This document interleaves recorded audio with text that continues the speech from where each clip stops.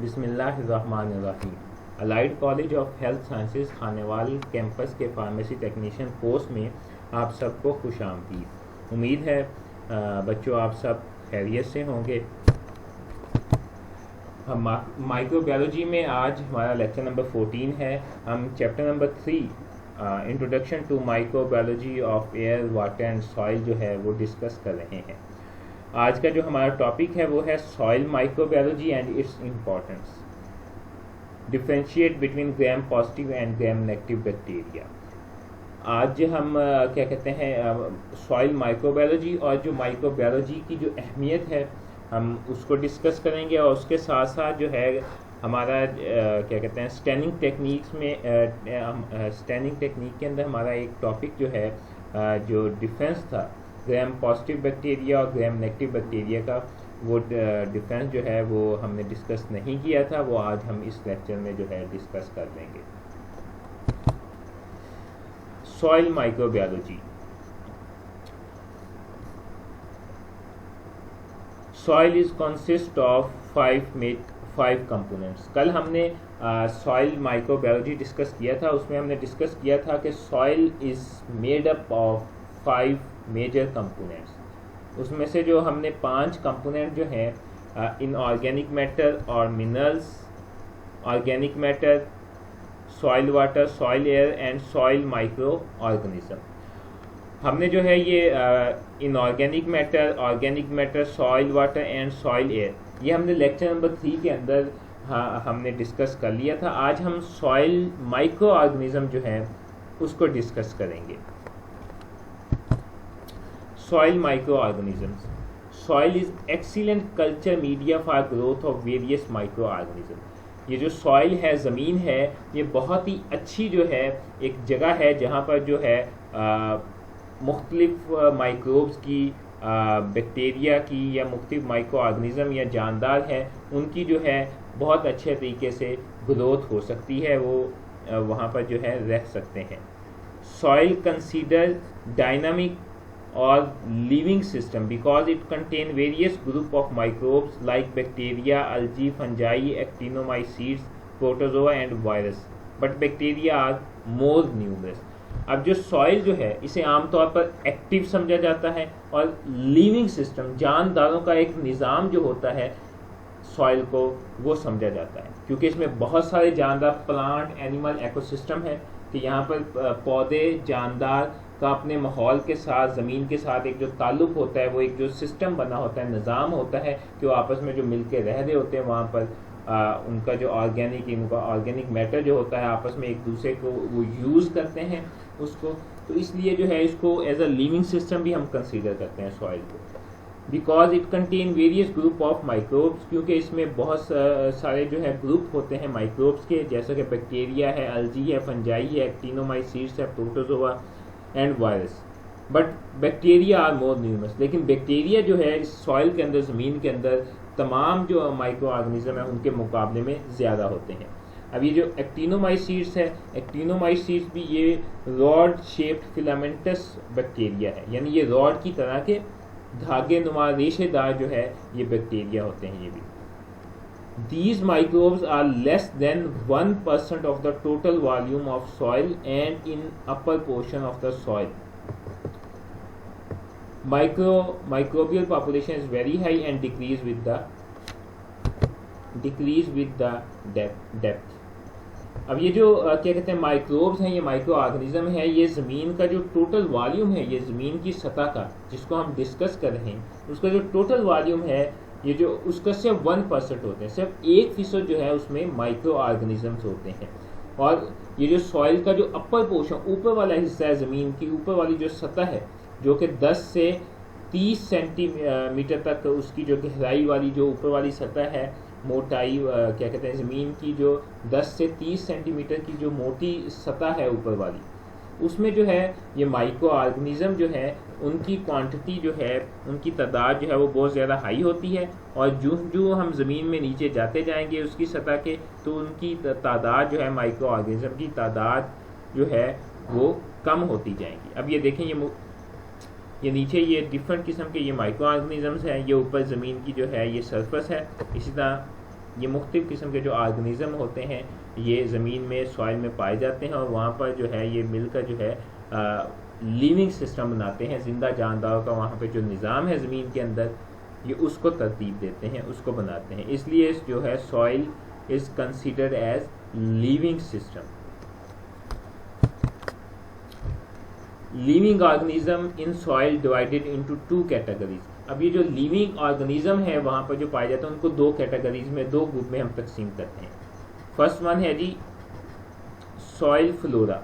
Flora हमने discuss किया था कि specific organisms live in the specific environment, ठीक है। Flora means organism living in specific place और इन्वायरमेंट, ठीक है। ख़ास प्लेस या जगह पर जो है जानदारों की जो तादाद होती हैं, जो जानदार वहाँ पर मौजूद होते हैं, जो रह रहे होते हैं, उसको कहते हैं फ्लोरा। अब सॉइल यानी ज़मीन का जो फ्लोरा है, अब वो ख़ास ज़मीन के ऊपर जो ख़ास किस्म के जो जानदार पाए जाते हैं वो कौन से हैं। सॉइल फ्लोरा में जो है जी बैक्टीरिया, फंजाई, एक्टिनोमाइसीट्स, अलजी, ये जो है ये सॉइल फ्लोरा है, ये ज़मीन में जो है बकसरत पाए जाते हैं। अब सॉइल फाना, फाना कहते हैं, फ्लोरा कहते हैं ऑर्गेनिजम्स को, ये बैक्टीरिया वगैरह, और ये क्या कहते हैं फाना जो रहते हैं ये जानदार, ठीक है, एनिमल जो होते हैं। Fauna means group of animals in particular region और प्लेस, ठीक है। फाना का मतलब है कि जानदारों का ग्रुप जो किसी खास जगह के ऊपर पाया जाता है। Animal like organism like protozoa, नीमाटोडा, earthworm, ठीक है। अब ये देखें ये सारे जो है ये नीमाटोडा है, ठीक है। अब नीमाटोडा और अर्थवर्म में ये फ़र्क है कि नीमाटोडा की जो बॉडी होती है वो अनसेगमेंटेड होती है। ये देखिए इसमें कोई सेगमेंट नहीं है, ये एक ही सिंगल ट्यूब है, ठीक है, रॉड की तरह ये एक ट्यूब है, तो इसको कहते हैं ये नीमाटोडा, ये एनिमल है, ठीक है। इसी तरह ये और मुख्तलिफ जो है ये मोलस्कस हैं, ठीक है। और ये नीचे जो है ये अर्थवर्म है, ठीक है, ज़मीनी केचुआ, ठीक है, ज़मीन के अंदर पाया जाने वाला जो है एक कीड़ा, बड़ा कीड़ा जो होता है। अब इसमें देखें कि ये इसके ऊपर ये सेगमेंटेड बॉडी है, ठीक है, ये सेगमेंटेड बॉडी है, इसके ऊपर ये पार्टीशन हुई है, ये जो लाइनें लगी हुई हैं। तो अर्थवर्म जो है इस मल्टी सेलुलर सेगमेंटेड एनिमल्स, ठीक है। Percentage of various soil micro organism. अब क्या कहते हैं जो ज़मीन के अंदर, ज़मीन में जो मुख्तलिफ किस्म के जो माइक्रो ऑर्गेनिज्म ये जानदार पाए जाते हैं उनकी परसेंटेज जो है, ठीक है, वो क्या है। अब उनकी जो परसेंटेज है ये आप देखें कि बैक्टीरिया एरोबिक, ऑक्सीजन जो यूज़ करते हैं बैक्टीरिया वो 70% है। एनएरोबिक जो क्या कहते हैं ऑक्सीजन यूज़ नहीं करते वो 30% है। एक्टिनोमाइसीट्स ये भी बैक्टीरिया है, ये 13% है। फंजाई, मोल्ड्स जो है ये 3% है। अलजी, वायरसेस, प्रोटोजोआ अब ये 0.2 to 0.8% जो है ये ज़मीन के अंदर मौजूद होते हैं। तो ये 2 ग्रुप हैं, सॉइल फ्लोरा एंड सॉइल फाना। These are the 2 groups of living organism which are present in soil. अब हम नेक्स्ट है जी इम्पोर्टेंस ऑफ सॉइल माइक्रोबायोलॉजी। अब सॉइल जो माइक्रोबायोलॉजी हम पढ़ते हैं या माइक्रोबायोलॉजी जो हम पढ़ते हैं उसकी अहमियत क्या है, वो इम्पोर्टेंस उसकी क्या है। Living organisms, plant and animal types are important components of the soil. It plays very important role in plant animal ecosystem. अब ये living organisms, plant, पौधे and animal और जानदारों की जो types हैं ये क्या कहते हैं सॉइल का बहुत अहम जो है ये हिस्सा है, कंपोनेंट है। It plays very important role in the plant animal ecosystem. ये जो पौधों का, जानदारों का जो निज़ाम है ज़मीन में रहने का जो उनका सिस्टम है उसमें इनका बहुत अहम किरदार होता है। The scope of soil microbiology can be understood by studying aspects like. अब ये जो स्कोप है, जो अहमियत है सॉइल माइक्रोबायोलॉजी की, यह मुख्तलिफ पहलुओं को जो है स्टडी करके समझ सकते हैं। अब वो मुख्तलिफ पहलू कौन कौन से हैं जी। Soil as a living system, अब जो सॉइल का जो एक पहलू है कि soil as a living system के तौर पर जो है हम उसको कंसीडर करते हैं, या कि लिविंग सिस्टम के तौर पर जो है सॉइल जो है ये काम करती है, क्योंकि इसमें मुख्तलिफ बैक्टीरिया, एनिमल, प्लांट जो हैं वो आपस में मिलकर रहते हैं, इसलिए लिविंग सिस्टम है। तो ये बहुत बड़ी जो है इसको जो है बायोलॉजिकल इंटरेक्शन साइट भी कहते हैं, ठीक है। अब दूसरा उसका एस्पेक्ट जो है soil microbes and plant growth. अब हम सॉइल माइक्रोब्स और प्लांट ग्रोथ को जब हम पढ़ते हैं तो हमें सॉइल माइक्रोबायोलॉजी जो है वो ज़्यादा अच्छे तरीके से समझ आती है कि सॉइल के अंदर कौन से माइक्रोब्स होते हैं और प्लांट की जो ग्रोथ में किस तरह जो है उनकी अहमियत होती है। Soil micro organism and soil structure. अब सॉइल का जो माइक्रो ऑर्गेनिज्म है हम उनको स्टडी करेंगे, उसके अंदर जितने भी माइक्रो ऑर्गेनिज्म पाए जाते हैं, और सॉइल का जो स्ट्रक्चर होता है, ठीक है, कि ये सॉइल की जो सरफेस है ये किस तरह बनी होती है और माइक्रो ऑर्गेनिज्म इसके अंदर किस तरह रहते हैं, इनका आपस में इंटरेक्शन कैसा होता है, प्लांट एनिमल इकोसिस्टम जो है ये किस तरह है। जब हम इन सब चीज़ों को पढ़ेंगे तो हमें सॉइल माइक्रोबायोलॉजी की समझ आएगी। इसी तरह और ऑर्गेनिक मैटर डिकम्पोजिशन है, जितना भी क्या कहते हैं ये लिविंग क्या कहते हैं सिस्टम का जो वेस्ट होता है, प्लांट्स हैं, एनिमल है, उनकी जो डिकम्पोजिशन होती है, उनका जो क्या कहते हैं उनका गलना सड़ना है या उनका डिकम्पोज तहलील हो जाना है, ठीक है, ये भी सॉइल माइक्रोबायोलॉजी की जो है एक इम्पॉर्टेंट एस्पेक्ट्स है। ह्यूमस फॉर्मेशन, ठीक है। अब ह्यूमस जो फॉर्मेशन होती है ये प्लांट क्या कहते हैं प्लांट, अब जो कहते हैं प्लांट के जो सॉइल के अंदर जो फर्टिलाइजर होता है, जो ऑर्गेनिक मैटर होता है, उनके गलने सड़ने से जो है, उनके डिकेइंग मैटर से जो है सॉइल के अंदर फर्टिलाइजर या खाद जो है मुख्तलिफ किस्म के नबातात शामिल हो जाते हैं। वो नबातात जो है प्लांट इस्तेमाल करते हैं, उसको कहते हैं ह्यूमस। प्लांट सॉइल फर्टिलाइजर और rich soil by decaying matter, ठीक है। गला सड़ा जो मटेरियल होता है, ऑर्गेनिक मैटर होता है, ठीक है, उसमें वो जो ज़्यादा मिकदार में सॉइल के अंदर पाया जाए तो वो ह्यूमस फॉर्मेशन होती है जो कि प्लांट यूज़ करते हैं। अब ये इसलिए भी क्या कहते हैं सॉइल माइक्रोबायोलॉजी जो है वो अहम होती है, ये भी एक अहम एस्पेक्ट्स है जिसको अगर हम डिस्कस करें तो हमें सॉइल माइक्रोबायोलॉजी की वो ज़्यादा अच्छे तरीके से समझ आ जाएगी। बायोकेमिकल साइकिलिंग ऑफ एलिमेंट, ठीक है। अब बायोसाइकिलिंग ऑफ एलिमेंट, बायो का मतलब लाइफ, जियो का मतलब ज़मीन, केमिकल का मतलब केमिकल, साइकिलिंग ऑफ एलिमेंट। अब जितने भी ये ज़मीन के अंदर एलिमेंट पाए जाते हैं उनका जो है लाइफ का, वो जो जितने भी एलिमेंट हैं उनकी लाइफ का ज़मीन के साथ जो केमिकल रिएक्शन का जो प्रोसेस होता है उसको डिस्कस करना। Biochemical study of connection between living organism and chemical elements in their location और सॉइल। अब सॉइल के अंदर जो है लिविंग ऑर्गेनिज्म का और केमिकल एलिमेंट का जो आपस में इंटरेक्शन होता है, ताल्लुक़ होता है, उसकी स्टडी को कहते हैं बायोकेमिकल साइकिलिंग, ठीक है। Soil micro organism as bio control agents. अब सॉइल माइक्रो ऑर्गेनिज्म जो होते हैं वो as a bio control agents के तौर पर भी इस्तेमाल होते हैं, यूज़ होते हैं। बायो कंट्रोल एजेंट्स क्या है जी? The agents use to control the pest such as insects, mites and plant disease causing और हार्मफुल ऑर्गेनिज्म, ठीक है। ऐसे तमाम ऐसे एजेंट्स या ऐसे माइक्रो ऑर्गेनिज्म जो कि हम इस्तेमाल करते हैं ज़मीन के अंदर, जो मुख्तलिफ़ किस्म के हशरात होते हैं या डिज़ीज़ का पौधों की जो बीमारी पैदा करने वाले या पौधों को नुकसान पहुंचाने वाले ऑर्गेनिज्म होते हैं, उनको कंट्रोल करने के लिए, उनको किल करने के लिए जो एजेंट यूज़ करते हैं, जो सब्सटेंस यूज़ करते हैं, उसको कहते हैं biochemical agents. Soil microbes and seed germination. अब जो सॉइल के अंदर हम सीड्स, बीज जो है लगाते हैं, ठीक है, उसकी जो जर्मिनेशन होती है, उससे जो नया पौधा बनना शुरू होता है, ये भी सॉइल माइक्रोबायोलॉजी के अंदर जो है बहुत अहम है, ठीक है, कि कैसे वो क्या कहते हैं माइक्रो ऑर्गेनिज्म जो है वो सीड्स को जो है उसकी ग्रोथ में जो है अहम किरदार अदा करते हैं। उसको न्यूट्रिएंट सप्लाई करते हैं, डिफरेंट किस्म के जो न्यूट्रिएंट्स होते हैं वो सप्लाई करते हैं। उसको क्या कहते हैं, अगर गैसेस जो है, वाटर है और ऑक्सीजन है, कार्बन डाइऑक्साइड है, तो उनकी हेल्प से जो है तमाम न्यूट्रिएंट्स जो है ये पूरे होते हैं सॉइल माइक्रो ऑर्गेनिज्म की वजह से, और उससे जो है सीड की जर्मिनेशन होती है। जर्मिनेट करना है जी, उसका बीज का जो है वो उसमें से पौधे का निकलना, ठीक है। Biological nitrogen fixation. Nitrogen fixation is a process by which molecular nitrogen in the air is converted into ammonia. Atmospheric nitrogen is molecular dinitrogen, a relatively non-reactive molecule that is metabolically useless to all but a few microorganisms.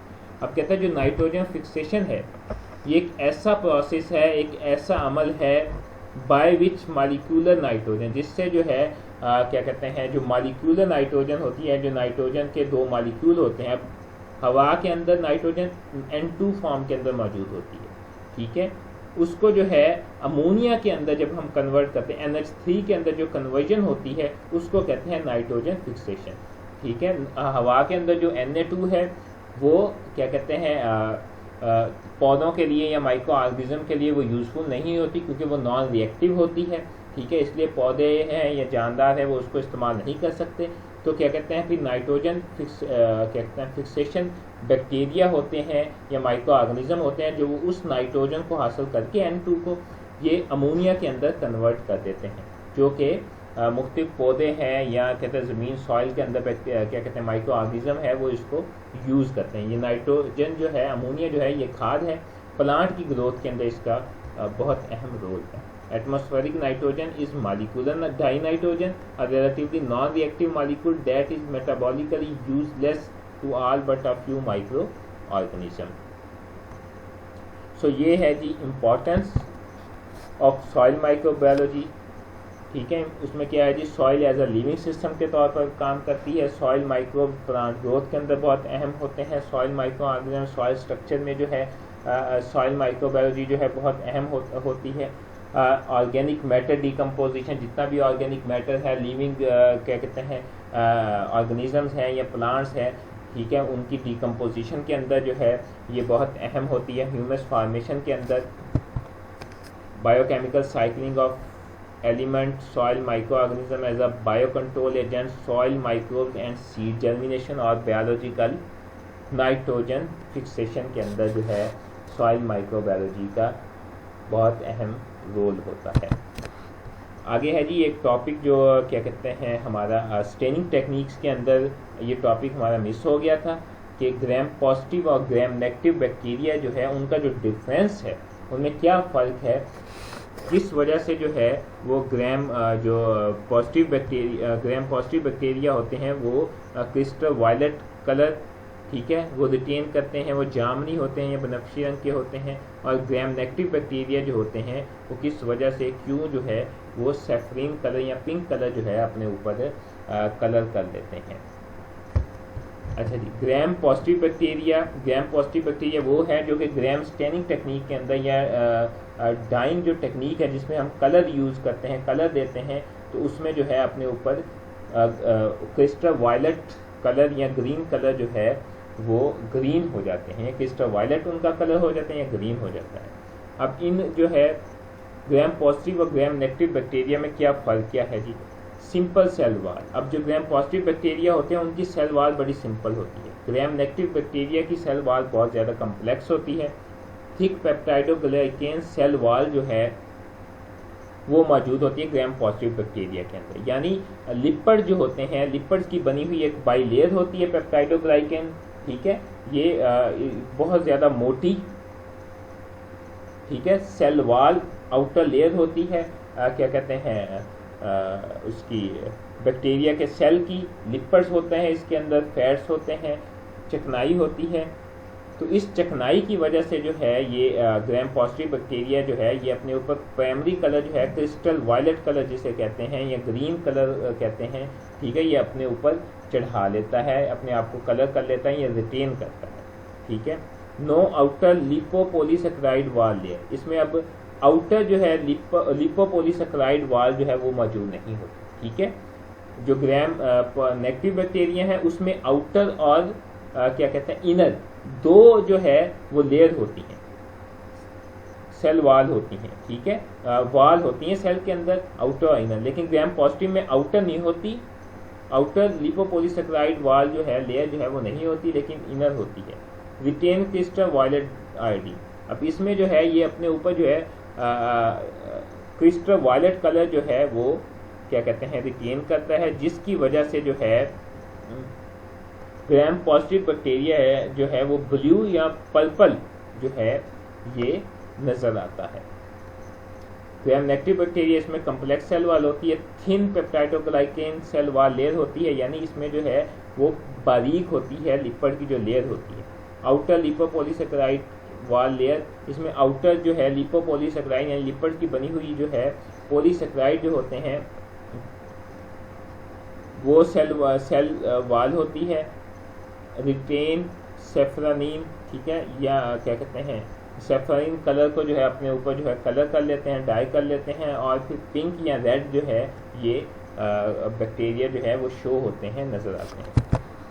अब ये देखें जी, अब इसमें जो है double लिपोपॉलीसाइटोप्लाज्मिक membrane जो है इसमें देखें जी, इसमें सिंगल है ग्राम पॉजिटिव में, ठीक है, ये आउटर नहीं है। लेकिन इसमें ग्राम नेगेटिव बैक्टीरिया में देखें कि ये लिपोपॉलीसेकेराइड जो है डबल लिपोपॉलीसेकेराइड, एक ये और ये एक, ठीक है, दो है लिपोपॉलीसेकेराइड। उसके बाद ही क्या कहते हैं जी, ये पेप्टाइडोग्लाइकेन, ये जो ब्लू कलर की ये जो बनी हुई है लाइनेज, ठीक है। अब इसमें देखें जी ग्राम नेगेटिव में थिन पेप्टाइडोग्लाइकेन है, ठीक है, यानी लिपिड की ये जो बाइलेयर है ये कम होता है, लेकिन इसमें जो है ये देखें ये लिपिड ये थिक होती है, ठीक है, यानी बहुत ज़्यादा होती है पेप्टाइडोग्लाइकेन, जिसकी वजह से ये जो है ये क्रिस्टल वायलेट कलर जो है वो रिटेन करता है, ठीक है। Gram positive bacteria retain crystal violet colour due to presence of thick peptidoglycan, ठीक है। ये क्या कहते हैं ये लिपोप्रोटीन इसके अंदर जो है वो कम है या बिल्कुल मौजूद नहीं है। इसके अंदर ये देखें ये लिपोप्रोटीन है जिसने जो है पेप्टाइडोग्लाइकेन को जो है आउटर मेम्ब्रेन जो है साइटोप्लाज्मिक मेम्ब्रेन है उसके साथ अटैच किया हुआ है, ठीक है। ये आउटर मेम्ब्रेन है ग्राम नेगेटिव के अंदर, ठीक है, और ये इनर मेम्ब्रेन है लिपोपॉलीसेकेराइड की, ठीक है। लेकिन इसमें जो है आप देखें आउटर मेम्ब्रेन जो है वो मौजूद नहीं है। तो ये है जी gram positive gram negative bacteria का डिफरेंस कि ग्राम पॉजिटिव बैक्टीरिया जो होते हैं उसमें डबल, उसमें ग्राम पॉजिटिव बैक्टीरिया में सिंगल लिपोपॉलीसेकेराइड की क्या कहते हैं सेल मेम्ब्रेन होती है, ठीक है। लेकिन जो है ग्राम नेगेटिव के अंदर ग्राम पॉजिटिव के अंदर सिंगल लिपोपॉलीसेकेराइड लेयर होती है, लेकिन ग्राम नेगेटिव के अंदर डबल लिपोपॉलीसेकेराइड जो है वो लेयर होती है। ग्राम पॉजिटिव बैक्टीरिया के अंदर जो है वो थिक पेप्टाइडोग्लाइकेन होती है, लेकिन ग्राम नेगेटिव बैक्टीरिया के अंदर जो है वो सिंगल या जो है थिन पेप्टाइडोग्लाइकेन जो है वो मौजूद होती है। लिपोप्रोटीन जो है ग्राम पॉजिटिव बैक्टीरिया के अंदर मौजूद नहीं है, लेकिन जो है लिपोप्रोटीन जो है उसने ये पेप्टाइडोग्लाइकेन को जो है ये प्रोटीन की जो बनी हुई सेल वाल होती है उसके साथ अटैच किया हुआ है, ठीक है, इसलिए इसको लिपोप्रोटीन कहते हैं। The lipid attach with protein is called lipoprotein. तो ये जो है so this is the difference, so this is the difference between gram positive and gram negative bacteria. So this is today's lecture. Thank you so much for your kind attention. Thank you.